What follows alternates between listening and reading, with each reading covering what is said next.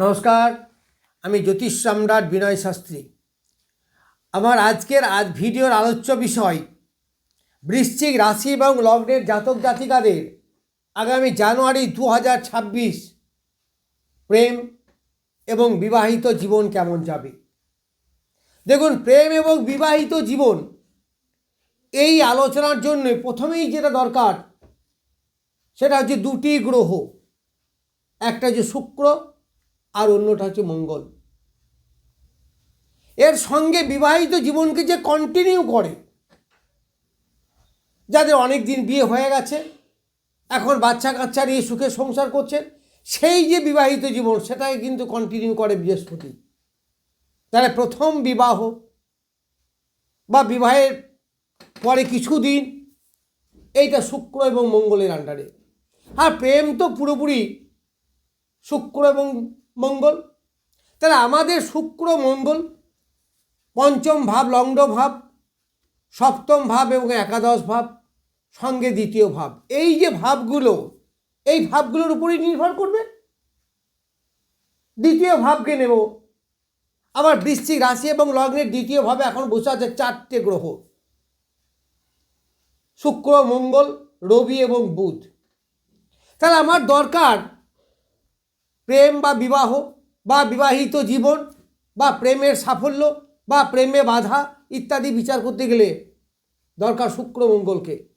এই শুক্র মঙ্গল একসঙ্গে থাকলে যা ঘটে, শুক্র হচ্ছে একটা পুরো যুবতী, আবার মঙ্গল হচ্ছে একেবারে যুবক কুমার।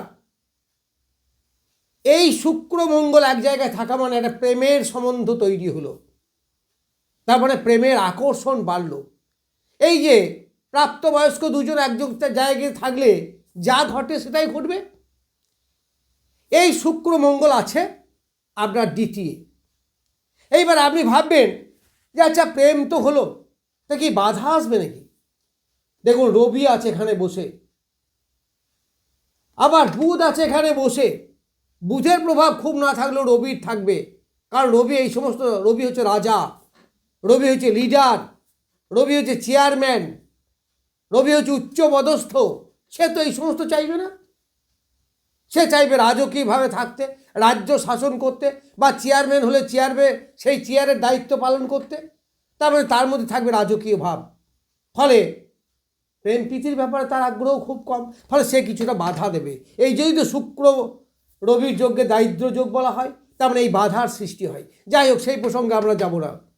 তাহলে শুক্র মঙ্গল যেহেতু একসঙ্গে আছে, আবার এই সময়ে অর্থাৎ বছরের একেবারেই প্রথমে শুক্র মঙ্গল সে উভয়ই শুক্রের নক্ষত্র আছে, পূর্বসারা নক্ষত্র।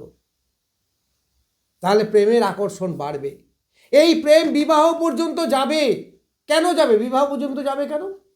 প্রথম কথা যে একাদশপতি এখানে যুক্ত আছে, সাকসেস আনবে। দ্বিতীয় যে পরিবার, তাহলে পরিবারের সদস্য সংখ্যা, বিবাহ মানেই তো পরিবারের সদস্য সংখ্যা বৃদ্ধি। তাহলে তার দ্বিতীয় বসে আছে সদস্য সংখ্যা বৃদ্ধি।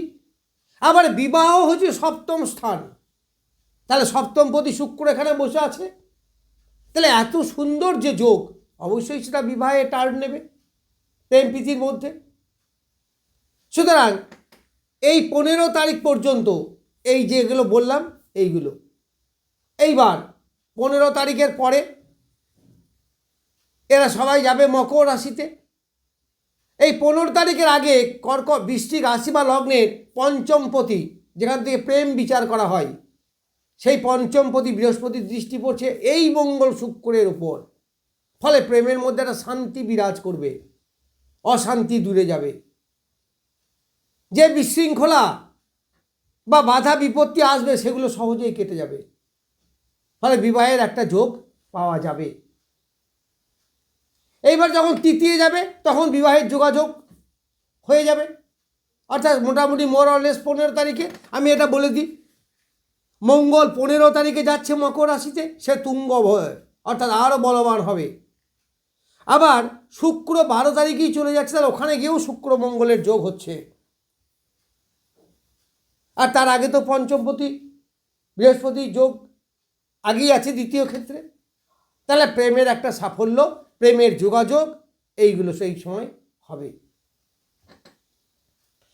এইবার দাম্পত্য জীবন, যাদের বিয়ে অলরেডি হয়ে গেছে তাদের দাম্পত্য জীবন কেমন হবে? দেখুন, সপ্তমপতি আপনার দ্বিতীয় বসে আছে বৃহস্পতিকে নিয়ে। তাহলে এই বৃহস্পতি আপনার রাশি বা লগ্নের দ্বাদশে দৃষ্টি দিচ্ছে। দ্বাদশ থেকে আমাদের শয্যা সুখ বিচার করা হয়, অর্থাৎ স্বামী স্ত্রীর যে শয্যা সুখ সেটা বিচার করা হয় দ্বাদশ থেকে। সেখানে দেবগুরু বৃহস্পতির দৃষ্টি পড়ছে। আবার এই দ্বাদশপতি শুক্র দ্বিতীয় গিয়ে মঙ্গলের সঙ্গে কানেক্ট হয়েছে। আমি তো বললাম যুবক হচ্ছে মঙ্গল, আর শুক্র হচ্ছে একটা যুবতী, সে সুন্দরী, সে রূপবতী। তার মানে প্রেমের আকর্ষণ, স্বামী স্ত্রীর মধ্যে একটা যৌন সুখ, তৃপ্তি, এইগুলো থাকবে। আবার শান্তিতে সংসারও তারা করবে। কেন করবে না? পরিবারের মধ্যে তারা রয়েছে দ্বিতীয় মানে পরিবার। এই দ্বিতীয় পরিবার মানে কি? যারা একসঙ্গে মিলে থাকে, তাদের মন লিডারটাকে স্বামী স্ত্রী, তার সঙ্গে সন্তান, বাবা মা ইত্যাদি ইত্যাদি। এই মঙ্গল এবং শুক্র যোগের উপরে বৃহস্পতির যোগ, তারপরে দাম্পত্য সুখ আরও বেশি বৃদ্ধি করবে, পরিবারের লোকেদের মধ্যে শান্তি বিরাজ করবে। আবার এই ঘরটা হচ্ছে বৃহস্পতির ঘর। এই বৃশ্চিক রাশি বা লগ্ন সাপেক্ষে বৃহস্পতি তো শুভ গ্রহ। তাহলে সেই শুভ গ্রহের যদি দৃষ্টি পড়ে তাহলে কি হবে? শান্তি বিরাজ করবে। এই বৃহস্পতির দৃষ্টির মধ্যে আছে শুক্র মঙ্গল, শুক্র সপ্তমপতি এবং দ্বাদশপতি। আবার মঙ্গল হচ্ছে লগ্নপতি। তো লগ্ন মানে তো জাতক নিজে, যার ছক বিচার করছে সে নিজে। তারপর তার শারীরিক চাহিদা, তার মানসিক শান্তি, তার পরিবারকে নিয়ে একটা সুখ বিরাজ করা, এইগুলো থাকবে। এইবার চতুর্থ আমাদের সংসার। সংসারে শান্তি কতটা আসবে? সেখানে কিন্তু রাহু বসে আছে, একটু কি ডিস্টার্ব করবে? আবার সে নিজের নক্ষত্রে আছে, একটু ডিস্টার্ব করারই কথা, কিন্তু না, ততটা হবে না। কারণ ওই বৃহস্পতির নবম দৃষ্টি পড়ছে এই রাহুর ওপরে। আবার রাহুরও নবম দৃষ্টি পড়ছে বৃহস্পতির উপরে। ফলে একটা গুরুচণ্ডাল যোগ তৈরি হচ্ছে। তাই গুরুচণ্ডাল যোগ কি খারাপ? কিছু কিছু ক্ষেত্রে নেগেটিভিটি থাকলেও এর পজিটিভিটিও কিন্তু অনেক আছে। অর্থ উপার্জন হবে ভালো, আমি এই নিয়ে ভিডিও করব পরে। তাহলে অর্থ উপার্জন হবে, তাহলে সংসারের মধ্যে যদি অর্থ আসে তাহলে কি হবে? দাম্পত্য আরও সুখ হবে, গৃহ নির্মাণ, গৃহ ক্রয় করা, এইগুলো হবে। যারা দূরে বাস করেন তাদের পক্ষে ভালো। আবার এখানে একাদশপতি সেও আছে এদের সঙ্গে। তার মানে কি সাকসেস। কোন দিকে সাকসেস? যদি আয় বলি তাহলে আয়ের সাকসেস, আয় মানে অর্থ আসবে। আবার প্রেমে বিবাহ হবে, সেটাও সাকসেস। আবার বিবাহিত জীবনে সফলতা, সন্তানাদির সুখ শান্তি বৃদ্ধি হবে। কেন না? এই বৃহস্পতি পঞ্চমপতি, সন্তানের কারক গ্রহ, অর্থের কারক গ্রহ, সে তার নিজের ঘরে দৃষ্টি দিচ্ছে, সেটা হচ্ছে বৃহস্পতির ধনস্থান, বৃশ্চিক রাশি বা লগ্নের ধনস্থান। তাহলে ধন বৃদ্ধি হবে, সন্তানের সুখ শান্তি হবে। এইবার যারা সন্তান স্টুডেন্ট, তারপরে সন্তানের এডুকেশন, সেটাও ভালো হবে। এইগুলো কিন্তু এই সময় আপনারা পাবেন। এবার যাদের বিবাহ হয়ে গেছে 8 বছর 10 বছর 15 বছর হয়ে গেল, তাদের এখন সন্তানের সুখই হচ্ছে বড় সুখ, এবং তাদের মধ্যে শান্তি বিরাজ করা, সুন্দর সুখে শান্তিতে সংসার করা, এটাই তো তাদের উদ্দেশ্য। এটা হবে, কারণ শুক্র প্রথম কথা বলবান। যদি আমি দ্বিতীয় থাকার কথা বলি তাহলেও ভালো। যদি আমি তৃতীয়ের কথা বলি তাহলে তৃতীয় মানে মিত্রক্ষেত্র, শনির ক্ষেত্র মকর রাশি, আবার সেখানে মঙ্গলের তুঙ্গ ক্ষেত্র, তাহলে আকর্ষণ আরও বৃদ্ধি হবে। তার মানে গোটা মাসটাই ভালো যাবে। সেটা প্রথম 15 দিন কথাই বলুন আর দ্বিতীয় 15 দিনের কথাই বলুন, এইগুলো কিন্তু আপনারা পাবেন। বৃহস্পতির এখানে দৃষ্টি, তাহলে বৃহস্পতি অর্থ দান করবে, সন্তানের এডুকেশন হবে, প্রেমের ব্যাপারে সফলতা দেবে, কারণ পঞ্চম থেকে প্রেমের বিচার হয়।